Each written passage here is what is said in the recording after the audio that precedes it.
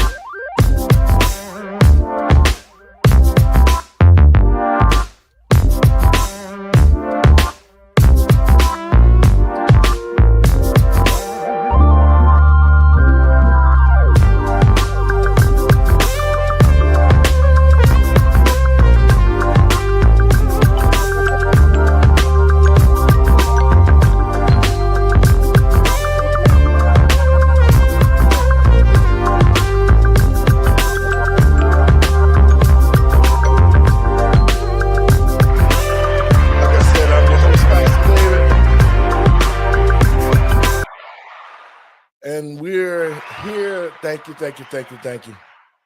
Folks, I want to welcome you to the show today. We got a great show. But first, let me give all praises to God and my Lord and Savior, Yeshua, who is resurrected this week. And we're going to be experiencing Resurrection Weekend. In other words, for those who see it as Christmas. I mean, that's Easter. Well, folks, we got a great show. Let me open by saying this. To the American people and patriots across this country, we are in a rebuilding stage, not only psychologically, but physically here in the country. And there's a lot of things that's going on now that there's been a lot of exposure of the government and those who have been taking and stealing money and lying, those who have been using the system against what the Constitution say with the immigrations.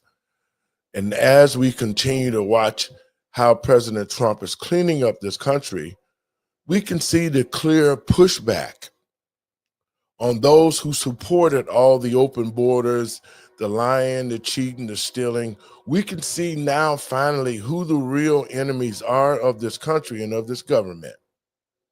So to the American people and patriots across this country, let us not get sidetracked by some of the stuff that we see, because there are going to be distractions as we see. There's going to be situations that's going to happen that they're going to try to do to divide the American people. So to the American people and patriots across this country, all of us are citizens of this country. And we should be looking for the best for our country, even for our children. So let us not, we know this for a fact that we're going through a lot of turmoil. There's a lot of fear. There's a lot of fear mongering by those who have gotten caught stealing, and they don't want to see what President Trump is doing. But to the American people and patriots across this country, this is what's been needed. We needed to know exactly where our taxpayer dollars have been going to. We needed to know why departments of education who got millions and trillions of dollars and our children are being graduated as illiterate. So we need this house cleaning, very much so. So in saying that, let me get my co-host in. Hey, Doc, how you doing? Hey, I'm good. How are you? Good. You know, I wanted to kick the show off a little bit about, we've been talking a lot about here in the state of Illinois about DEI and how it has affected our country and how it has made our educational and even our employment system weak. So President Trump has continued to make moves so that he can find out where all the waste, fraud, and abuse is going. I want you to talk to our listeners about a little bit about this DUI, because he just froze all of the funding, federal grants, loans, also to the Greenpeace grants and all of that. So give me a few thoughts about that, and then I'm gonna cue this clip up so we can show our listeners and viewers exactly what's going on. Yeah, I know some of that freezing, and thanks for having me on, is coming from their lack of wanting to, number one, take men out of women's sports. And there's also some other federal guidelines that he said, okay, these are the things that you need to do in order to get funding. And I think for a lot of the institutions and even states, they think that, okay, well, you don't have the power to do that, but he actually does, because it falls under his purview. It falls under his budget. You know, Right. as much as we scream and cry as a general public, hey, save money or don't waste our money, right? And I think that's a big thing that Doge has found. This is a part of it, right? And all they have to do is say, okay, we're not going to put men in women's sports, and you'll get your funding, or whatever other circumstances they're saying that they need to comply with. It isn't anything that isn't creating safety for individuals. That's all I'm saying. They would rather put people in an unsafe position. Now, hear me clearly. Yes. We would rather put you in an unsafe position Mm-hmm. and lose money and not get any federal funding than actually protect you. So my whole thing is, what is actually going to happen? Okay, so you don't get the funding, fine, but the children that are, because they still are children going to some of these colleges and institutions, what's going to happen to them? Not only their physical safety, but their mental safety. Well, you know, Doc, it's exactly, absolutely ludicrous to have a man and women's sports. That's just ridiculous. And it all came under this Biden administration and the Obama administration. That's the reason why we always go back to the people. We go back to the root of the problem. That's where the root of the problem went, because it's totally absurd for a man to be in a woman's sports. That's the reason why they separated in the first time, so that women could have their own sports, they can have their own bathrooms, they can compete against each other. That's just normal. Yeah. And so to the American people and patriots across this country, we saw this under the Obama administration, and we saw it under the Biden administration take flourish and take hold. And then these were all the different laws that they put into place behind the American people back. Yeah. Because when they used COVID, they didn't vote. They didn't ask the American people if they wanted homosexuality in the schools. That would have been a big no. Okay. Yeah. They didn't ask the American people if they wanted same-sex marriage to be a law. They didn't come to the American people. They didn't ask us that. You know why? It had to be subversive, because the American people would have denied it, and they knew Christians would have stood against it. Yep. So these are all the underlying and the underhanded things that the Democrats and the woke people did against us. Now, I'm not propagating any violence against anybody, but I'm gonna let the truth be told. It was wrong what they did. What you do in the dark comes to the light, and now that the American people see you, and now they're saying, hey, wait a minute, we didn't co-sign all of this, but you got it into law, not the right way, but the wrong way, and now you want us to say, well, we're here now, let's accept it. No, that's not how it's going, and the president has every right to freeze these funds. That's just like, Doc, the situation that we're in here in Illinois, the Climate Equitable Jobs Act program, who we busted out. You know, when they called me and we found out there was illegals that they've training, and yet they've gotten Black people personal identifications, hundreds of them. And J.B. Pritzker, the governor here, as much as he's already proclaimed that he's going to fight to the end for the migrants, you know, this was his way. He could use anybody's identity because he's giving them new identity. So this is all about what the Democrats and the woke generation has done, and it has truly been against the American people. But I want to play this clip, Doc, about that holding of the funding, and we're going to keep the show moving. Yep. Begin this hour with major moves by the White House. The Trump administration has paused all federal grants and loans. While it will not pause Social Security or Medicare benefits, there is now a temporary hold on all programs related to DEI, the Green New Deal, and foreign aid assistance. Also, the president signed 4 executive orders focused on the military, which include eliminating diversity programs and setting in motion a potential future ban on transgender troops. Separately, the acting attorney general fired more than a dozen prosecutors who worked with special counsel Jack Smith on the 2 federal prosecutions of Trump. The president touted all of his moves since taking office last night. I've taken over 350 executive actions. We've signed 300, and who ever heard of that one? And as I said in my inaugural address, the American decline is over. CBS News correspondent Natalie Brand is following all of this.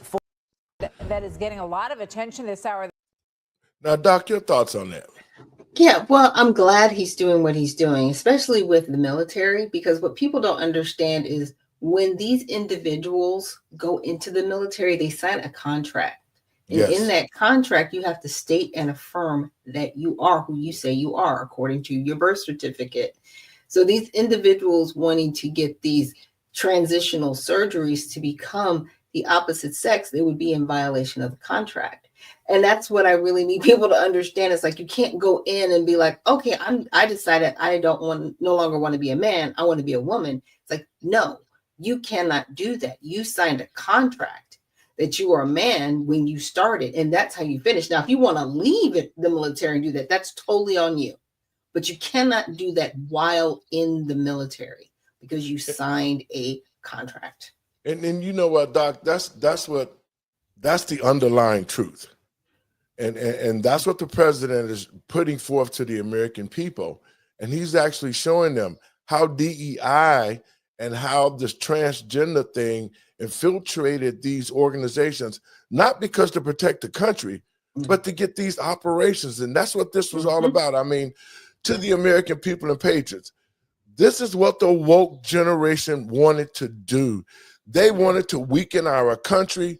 They wanted to indoctrinate our children to think that this is a whole nother alternative agenda. I mean, It has been against us. And we must applaud President Trump for standing and writing all of those executive orders to reverse all the bad things that happened to us, and the American people didn't even know it, Doc. Yeah, because I forget the name of the congressman from Alabama, but before President Trump came into office, he was actually holding up a lot of the military funding because he refused to sign the bill that allowed for transgender surgeries. So everything that President Trump is doing is something that this senator actually started to, put in motion. And I know a lot of people don't like him. You know what I'm saying? He is a hard-nosed senator. Like I said, I'm losing his name right now in thought, but he did stand up and say, no, you can't do that. The American people should not be funding transgender surgeries and abortions. Also, he said, absolutely not. And I can understand where he's coming from, because these are decisions that you can make on your own outside of the military, not within the military. Now, I know that there are women in the military, obviously, who do have pregnancies. But again, this is something that you can have done. It's just not going to be covered by the military. That's the difference. But with the transgender surgeries, you can't do that. Sign a contract. Can't do that. And that's the thing, because the transgenders now, what they do is they partner with Antifa, Black Lives Matter, which that was part of their group anyway. That was all part of the Elysian NAACP. So I'm calling these names out, the Urban League. All of these organizations, Divine Nine, also partnered with the transgender world to accept them. Yes. Yes, that's what this is about. That was to say, we're going to accept you So why don't we all get together and get rid of them old-fashioned fogies and push our agenda on them because they was in powerful places? And that's what Barack Obama did, and that's what President Trump is doing now. He's removing all of that from this government. Yeah. I mean, we're behind as a society. Yes, we are. We're having 2.3 children per couple, and that we're way below that number. And it's unfortunately, I don't think people really see it as a genocide or a euthanasia of our country, but it is. And a lot of these individuals coming from different countries, the replacement migration, I'm really grateful that President Trump has really fought to keep the border closed and still fighting these legal challenges that these judges keep bringing up. I'm like, what judge can tell the president of the United States you can't do your job? I mean, it's literally coming down to, and it sounds ridiculous, but that's what they're doing. Yes. And, that's the thing of it, too. He is the president of the United States of America. We voted him in to fix this country. And that's why I keep reminding the citizens of this country is how actually bad that it was. It was horrible.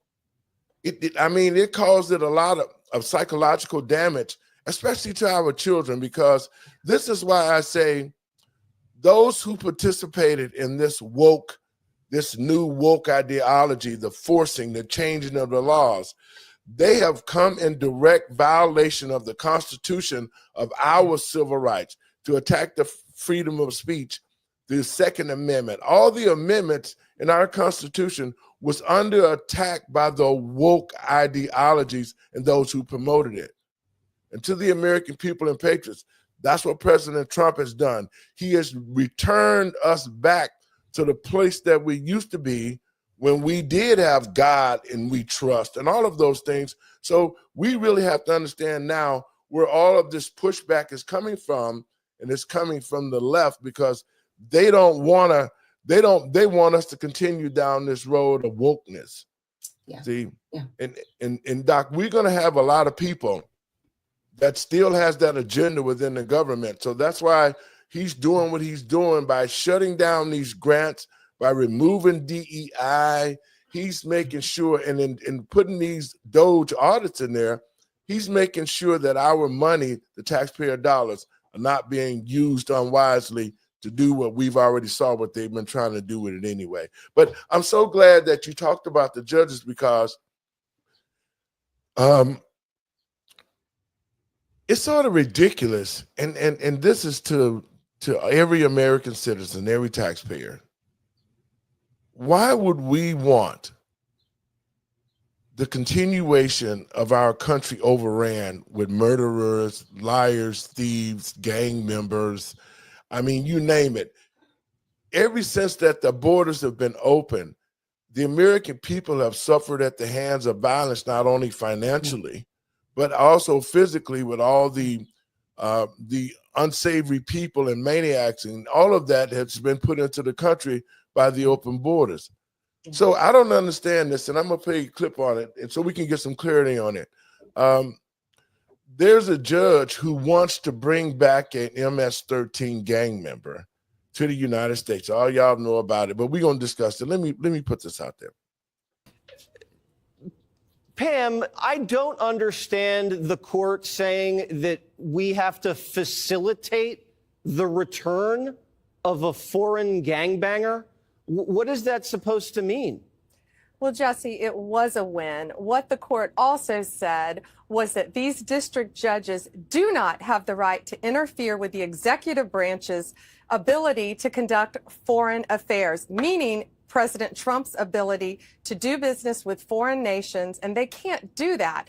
What they also said is just facilitate, meaning if he wanted a plane flight, we could give him a plane flight, but we cannot effectuate it, meaning making it happen, which is what the district court had originally ruled. It was a win. It was a win today. And Jesse, when you're listening to all these liberal reporters, they keep calling him a Maryland man. He's not a Maryland man. He's part of a foreign terrorist organization. He's a member of MS-13. Who, as you laid out in your monologue, came to this country and committed just gang acts. He was caught and he was two judges, an immigration judge and an appellate judge, ruled that he was an MS-13 member, as well as ICE's testimony. Yet his attorneys are saying he's not affiliated with the gang. They're wrong, and he has no right to be there. But for an extra step in paperwork, just like you said, he would go right back to El Salvador, which is his home country. Your thoughts, Doc? Look, a lot of these individuals don't want that person living in their neighborhood. They don't want that individual going to school with their children. However, it's okay if it's in another neighborhood, right? Or they're around other people. That's okay. We just want them kept here. I think it really speaks to, and this is not to be funny, Trump derangement syndrome. Because if Trump does it, then it's completely bad, and we have to do everything that's opposite. But it's like, you do realize this person murdered people, and he was allowed to come over here. The Biden administration actually paroled individuals that were here illegally. Yes. What are you doing? And now you have President Trump in office who's saying, no, we're not going to be a lawless country. We are a nation of laws. That person needs to be returned to their home country, which is El Salvador, and they got a great prison. Exactly. I don't know if anybody's seen the videos. They need to take a watch. But these judges are legislating from the bench. My whole thing to these judges, if you want to be a legislator, then run for office. But you're not going to rewrite legislation from the bench, which makes it precedent, and that's dangerous. Okay, we have laws in place to protect us. And see, this is what I mean about the liberals. I just call them, they're Democrats. The Democrats is what I call them. It's sad. It's how many times now, you know, we got black political prisoners here in the United States of America. Larry Hoover, I would say, Jeff Ford, all of these guys who were locked up under the program, what you mean by that J. Edgar Hoover created. God, I can't see. It's like the COINTELPRO, but anyway, they were deemed as terrorists. Right. And so they after being deemed that way, they were put into jail on what somebody said. Now here it is. This judge has proved that this guy is an MS-13 member. They've already said it. It's also from El Salvador that he is too. And he's committed crimes here on this soil. He was thrown into prison. As an American, why would we want somebody in our country, Doc, that's doing this kind of stuff? Why would one American be trying to bring this guy back to the United States? For what reason? Talk about that. Okay, so this is my own conspiracy theory. They need, and it's unfortunate, they need people here so that real patriots will stand up against them, right? And then you can declare martial law. See, right now, they can no longer play the COVID game anymore. That didn't work. People aren't going to stay home anymore. You're not going to be able to lock people down. You're not going to be able to force people to do that. Yes. But what you can do is you can create a civil war situation where people are fighting in the streets, right? And they're fighting for their freedoms and they're fighting for their rights. Like, how dare you not send these people back? And they'd be like, well, these aren't actual murderers, but they're still here illegally. You need to remove them. They're trying to create that scenario in that situation again by constantly having these people over here because they know, people that are ex-military, they're militia. You know what I'm saying? They're not going to put up with it. They're just going to take people out and keep it moving. But then again, that's what they want. That's what they want. So they can declare martial law, so they can have people locked up, so they can force people to live the way they want them to, because they have nothing else. They have nothing. Nothing else. In the Democratic Party, when they stole that first election in 2020, Trump knew it, and a lot of us knew that they had, because there was no way that they could get that many votes for Joe. All right. It didn't even match the number of the population of the people in the country, okay? And so those numbers were upside down, but the Democrats will always do something that is wrong, and they use the courts as a protection. They know that they can use one of their judges, just like they used this judge, to say that this judge has power over the president to tell him to bring back a known gang member, child trafficker back to the United States. And for what reason? This person has committed heinous crimes. There's no reason We put for people it. in jail for less. Exactly. Okay. And that was my point earlier. Look at all the black men that have been locked up across the country. And you don't see one judge fighting to get them out. You don't see it, even though there's so many who are innocent. Mm-hmm. And you don't see not one judge, not one Democratic judge, nor Republican judge that are saying that, you know what, we done locked all these black men up and these black women up for felonious crimes, but yet nobody is crying to say, why don't you free them too? But you have the audacity to get a judge to tell the United States president to bring back A criminal. yes, Literally bring back not just any criminal. Those criminals are very dangerous. You know, the MS-13 and the Trinidad gangs, they're mafia gangs. Like, they are extremely violent. Yes, they are. And they're powerful because they control the streets. They've gotten to America and they pretty much shot their way to control neighborhoods. And the sad thing of it is they were brought here and they were put into the black community. Yes, specifically. So this way that they can blend in. Black people, they ain't gonna ask you no questions, but you can do whatever you want to do in our community because the police don't care about what happens in the black community. Let me play a little bit more of this here. Ladies with baseball bats to the head. Is that legal to do? Is that something you're allowed to do? Well, Jesse, these are Americans who he is saying who have committed the most heinous crimes in our country. And crime is going to decrease dramatically because he has given us a directive to make America safe again. These people need to be locked up as long as they can, as long as the law allows. We're not going to let them go anywhere. And if we have to build more prisons in our country, we will do it. Right. That's what I thought. And now I think someone might be visiting one of those prisons. It looks like you got one of these guys, a terrorist, and he's got some lipstick. What's that? You know, Jesse, this guy is charged with committing the Tesla offense in New Mexico in February, and then the GOP headquarters in March. These people thought they could get away with it. They can't. This is our 5th major arrest on Tesla. I guess they are listening. They better listen. This guy is looking at 40 years in prison. I have directed my prosecutors not to make any offers. He is going away, if convicted, for 40 years. He is the 5th major arrest we've made, and stay tuned for more. What shade of lipstick is he wearing?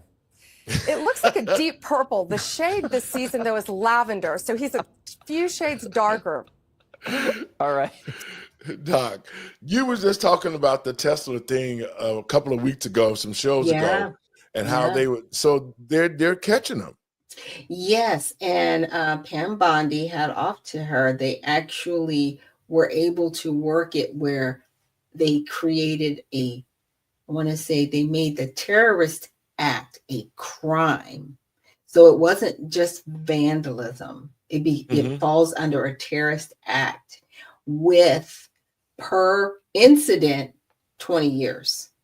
So she said he would be going away for 40 years, which means there were 2 incidents probably that they thought, that they found he was a part of. They're offering no parole, no deals. There's no deal.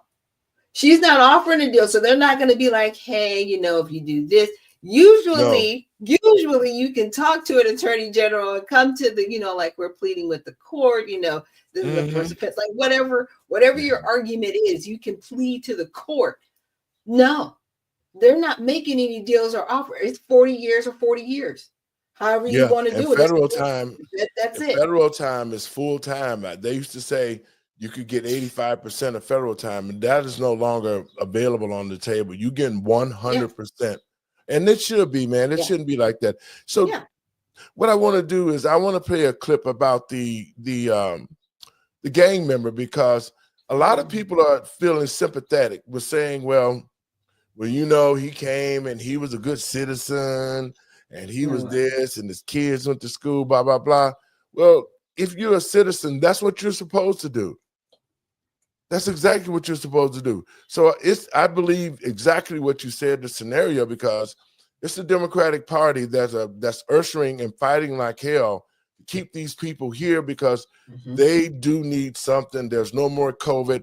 There's no more drive-up ballot boxes anymore. No. None of that.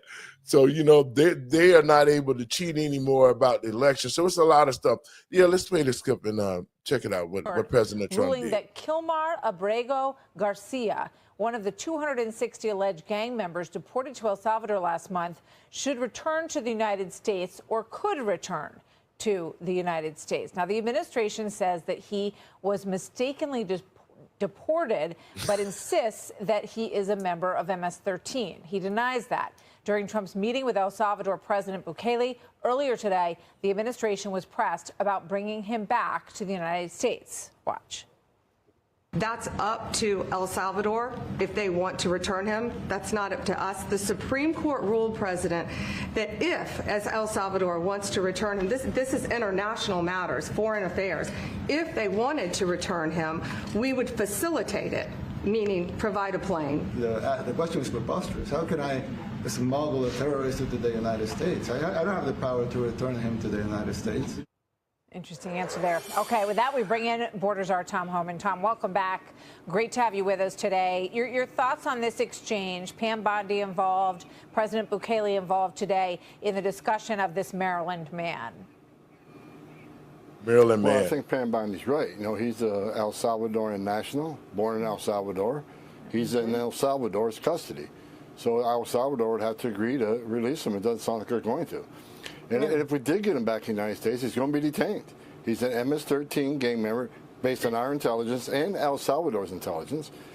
So he's been designated terrorist, so he's going to be locked up regardless. So I agree with Pam Bondi. I think we can facilitate return if El Salvador wants to send him back, but I don't think Bukele's going to do that at all. Yeah. This is another moment from that same meeting in the Oval Office today. President Trump asked whether he would deport non-foreign aliens, citizens in this case. So just watch this, and I'd like to get your reaction to this.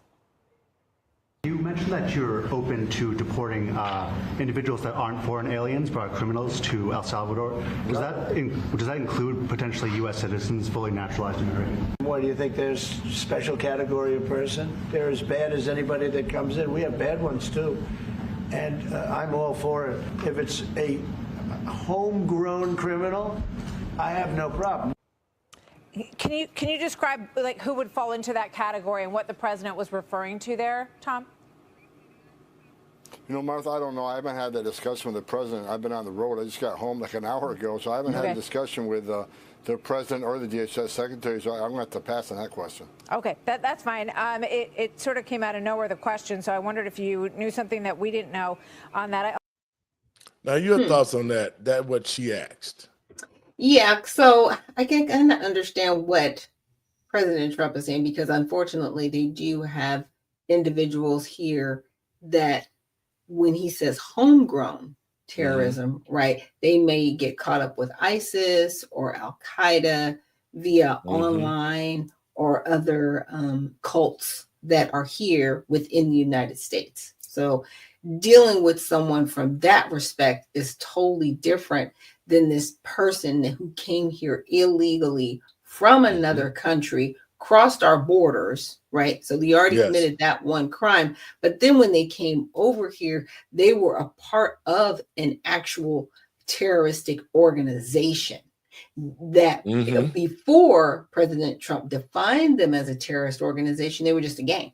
Right. Exactly. And so when you think of a gang, you're like, okay, you think about maybe the Bloods or the Crips or Vice Lords. If you watch that movie, The Warriors. So you think of these, a very minor, right? A minor collection of individuals that they are terrorizing people in localities, but they're not terrorizing them to the point where they're actually trying to take over towns or setting up people so they can traffic people, either human trafficking or drug trafficking, right?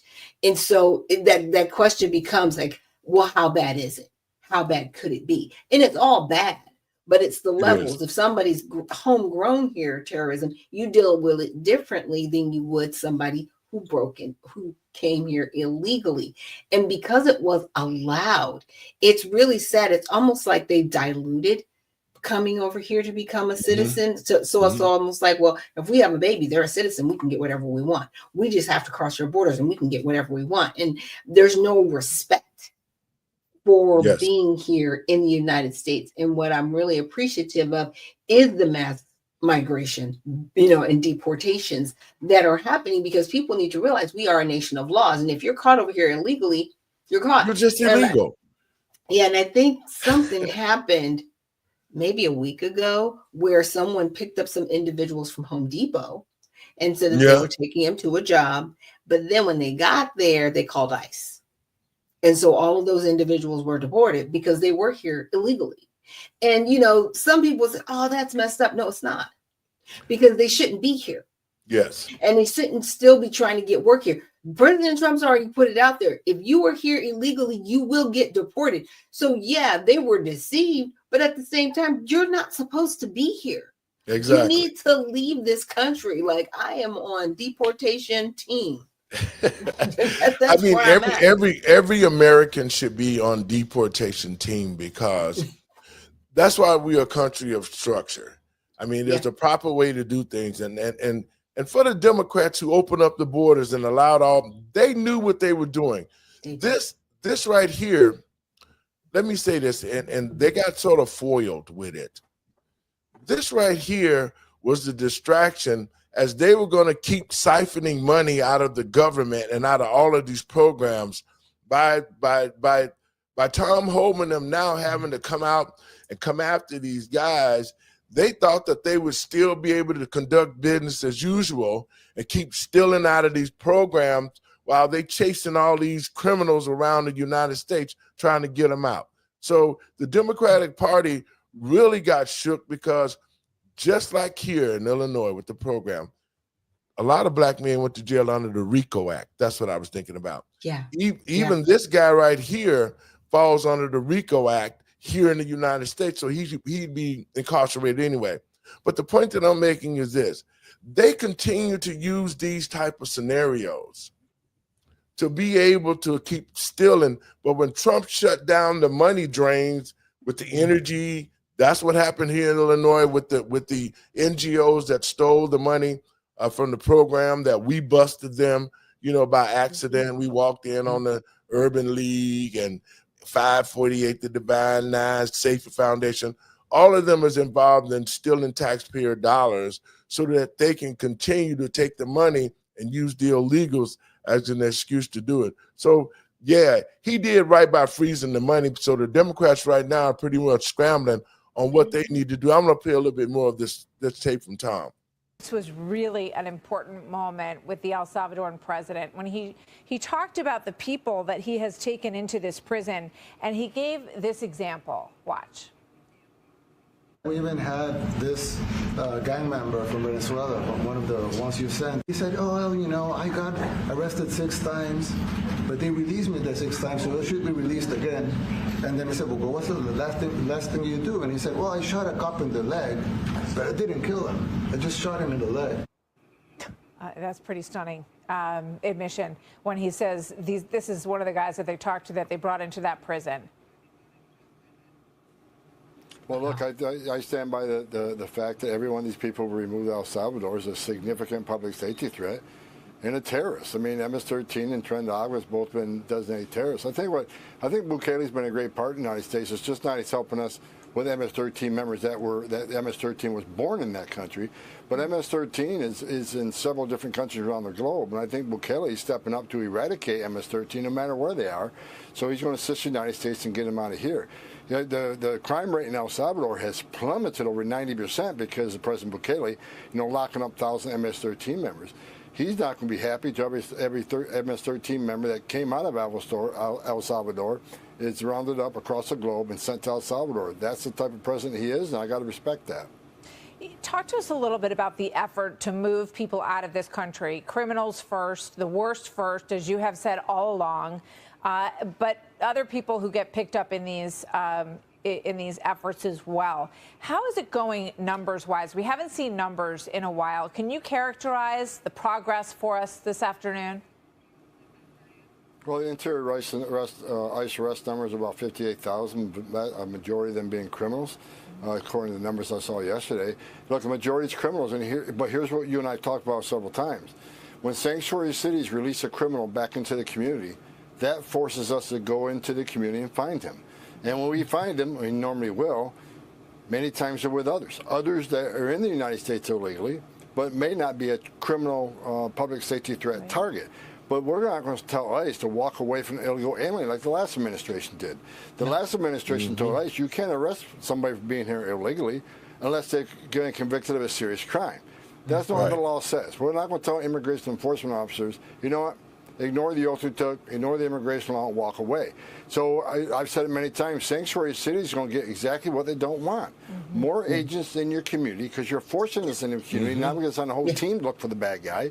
It means more collateral arrest. If they simply let us in a taxpayer-funded jail, one agent could arrest one criminal alien, but they don't do that. So that's why the collateral numbers continue to rise, because we're forcing the community.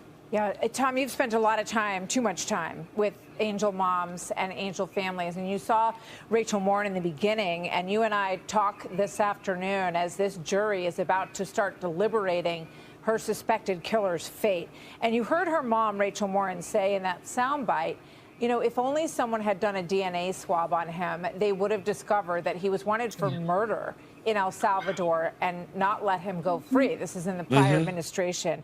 Your thoughts as we wait for this jury's deliberations on this case? Well, first of all, I met Rachel Moore several times, and it's never easy. You're right. I met too many angel moms and dads who bury their children. A preventable crime because the illegal aliens should never been there. So a heartbreaking story, every one of them. But I met Rachel Moore, and what a sweet lady, and what a tragedy she's dealing with.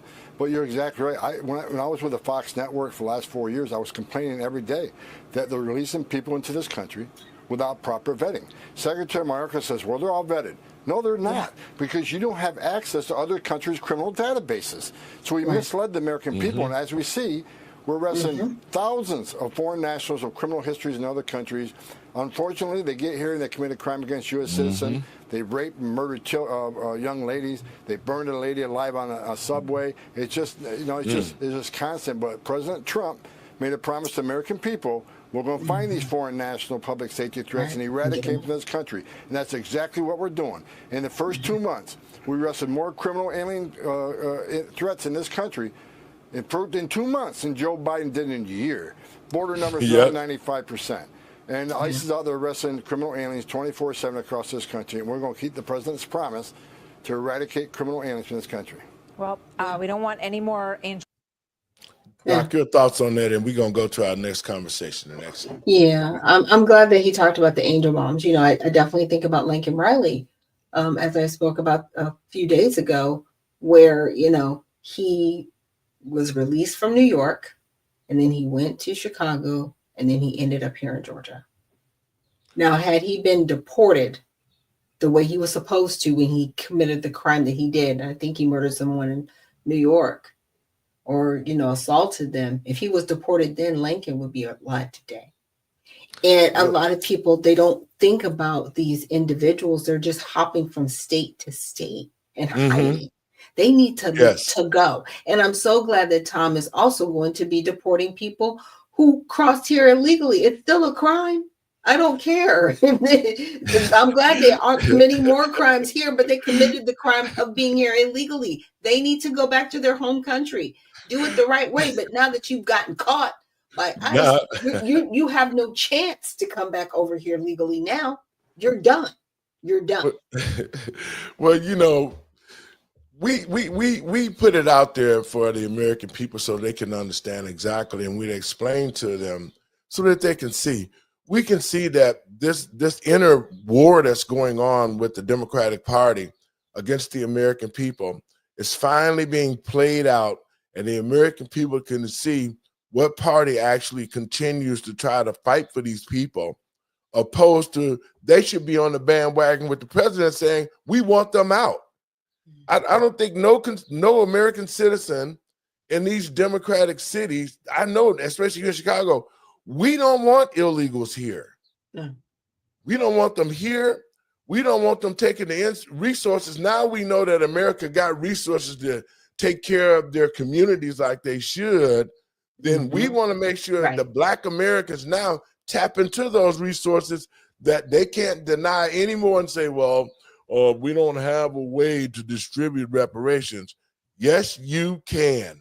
Yes, because if you distribute American dollars to every illegal that put his foot in this country, if you were able to get dollars like that, then you can find dollars to pay the Black race and the Black communities reparations for all the damage that was done to us as a people since we've been in this country. And I think that is one of the biggest problems that we see is how do we do it? That's what everybody was saying. Yeah, it was wrong for what happened, but how do we pay Black people? Well, you've already seen the way they were able to do it for the illegals. That's what you do. You give people 0% down and, you know, very low interest rates in housing. That's what you do. You know, you don't have to give somebody $5,000 a month in, you know, EBT, you know, cash aid or $11,000 in food stamps. But what you could do is you could actually use some of that money for education, for housing programs, to make sure that people are educated and off of the streets. That's what you could do and stop making excuses. And you know, that's what they did. And also a lot of programs, just like the housing program here in the United States, that need to be totally overhauled. Yes. Because why would you put somebody in a program like Section 8? All these Black people like, I don't want to mess my Section 8 up. You know what? Right. Why would you create a program like Section 8 that allows landlords that could be slumlords to get a check off you every month and does not take care of their buildings? You know, those programs need to be redefined. They need to be put into the perspective as to the same way you've been giving the migrants houses, you need to be giving American citizens houses the same way, Doc. Right. And actually having people look towards home ownership, even if that's owning a condo. So say, for example, you get a voucher, but you know, in 2 years, you have to be responsible to transition that voucher and actually take over the payment of that condominium, let's just say, and actually have payments until you own it. Right. Exactly. We need to get back into ownership and get out of this renter mentality. And because of the renter mentality, to your point, slumlords have been able to take advantage of the HUD program as opposed to actually helping people, give them a hand up so they can have a long-term home to live in and not just an apartment.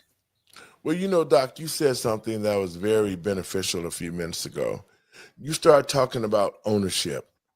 And I think that's what we're going to try to do here. I'm not going to say we'll try to do it. We are going to do it here. It's about educating people about their surroundings. Yeah. You know, I spoke with some gentlemen from the Leadership Institute last week, and they're looking to train how to become leaders. They're looking to train on understanding the economy. They're looking to train about financial worth. So we're going to partner with them as we spoke last weekend. We're going to start offering these courses in the Black community: home ownership, financial literacy. It won't cost you nothing. All you have to do is show up and learn these type of things, learn about the social justice system. And that's what's missing with the children today, is they do not know how this world functions, nor do they know how it operates. And I think it's important that, especially in the Black community, we need to know that we can buy the corner store, and with the city block grant funds, that we can open a business. See, we have to start teaching those things, and that's what the politicians' responsibilities are, is to be able to teach those things in the community. Instead of the aldermen just sitting there not doing nothing but getting a paycheck, they should be opening up all sorts of different training programs on how to be an alderman, how to be in trades. So those things need to be done. But see, they're paid to be still. They're paid to not educate. That's the problem. They're actually paid to do the reverse of what they need to be doing. Exactly. And that's why the voting process coming up in 2027, the city of Chicago will be cleaned out. All of those aldermen, I'm going to take the mayor's seat from Brandon Johnson. That's not going to be hard. We've already started the campaign to do that. So, yeah, it's time for the American people and patriots across this country to get this country back to square one, where we can be prosperous again, where, even the school system is so screwed up, we're not training good adults anymore. And in saying that, Doc, I know we talked a little bit earlier. I want to touch on a situation that happened out in Texas.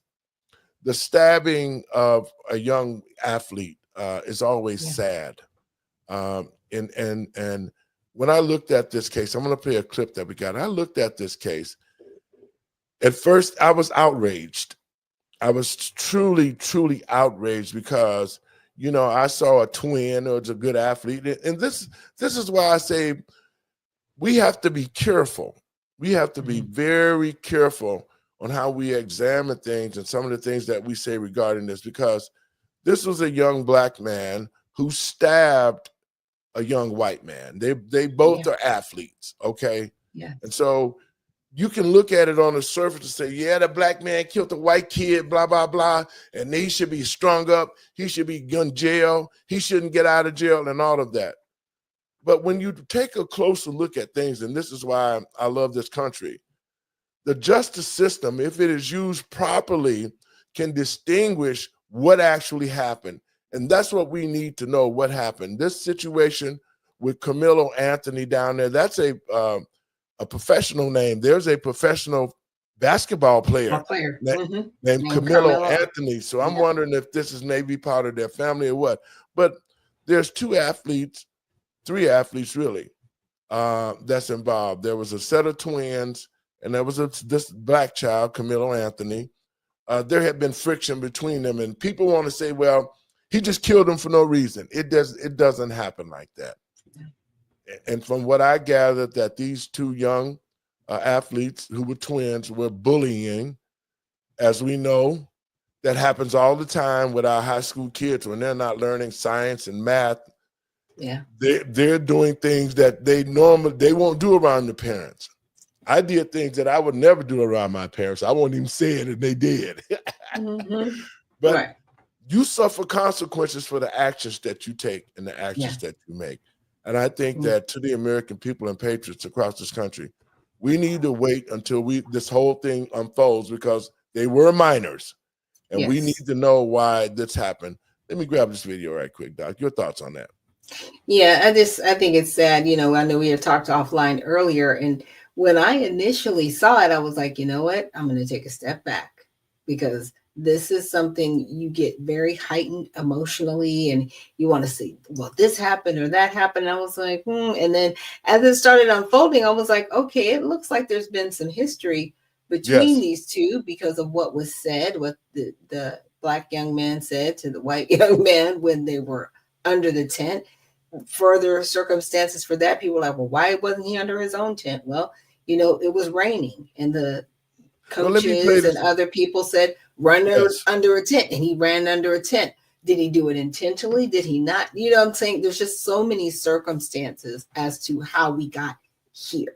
Well, my thing is this. We have to take a look at, just like all of the stuff that Trump is doing, and he's trying to unite us as a country again. Yes. And these type of situations that happen, and they happen for a couple of reasons. I'm going to play this clip right quick. The past hour, 17-year-old Carmelo Anthony has been released from the Collin County Jail after posting bond. A judge reduced his bond this morning from $1 million to $250,000. He's facing a murder charge after police say he stabbed another teenager, Austin Metcalf, while at a track meet at a Frisco high school. Stephen Dial is in McKinney with more. Stephen. Carmelo Anthony left the Collin County Jail in a suit, but had nothing to say to the reporters before he got into that vehicle. The district court judge says that she looked at all the factors in this case, him not having a criminal history, and that led to her making her decision to reduce his bond.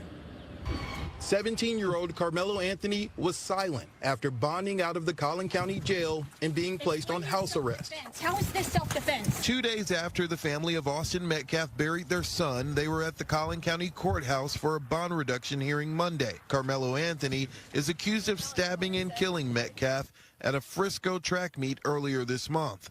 The case has quickly become national news, drawing a lot of attention, resulting in threats and increased security at the courthouse. Threats and, talk of race war and all kinds of insanity isn't good for, obviously, the Anthony family. It's not good for the Metcalf family. Cameras were not allowed inside the courtroom, but we did capture the Anthony family arriving. His father, Andrew, testified in the hearing. District Court Judge Angela Tucker said that she's never gotten this volume of calls and had to have this level of security in the courtroom in her 13 years on the bench.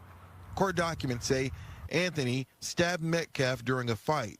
When an officer arrived, court documents say Anthony told the officer, "I was protecting myself." Collin County District Attorney Greg Willis spoke after the hearing. The judge has made the call, and so what's important is what's next. And it's our job to be level-headed, to be fact-based, and to follow the truth wherever it leads. Anthony's father testified he's taking a leave from work because of the incident, and his wife is a stay-at-home mother with 3 other children.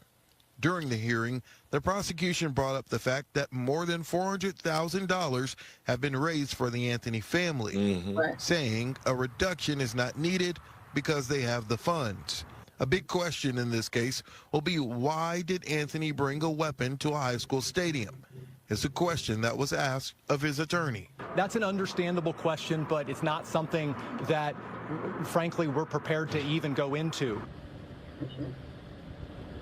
Now, in the opening statement to the media from that interview that you just heard, he led with talking about self-defense. Again, the court documents mention self-defense. We'll have to wait and see how that defense will be made in court when things pan out. Now, according to the judge, the terms of the bond are house arrest and ankle monitor.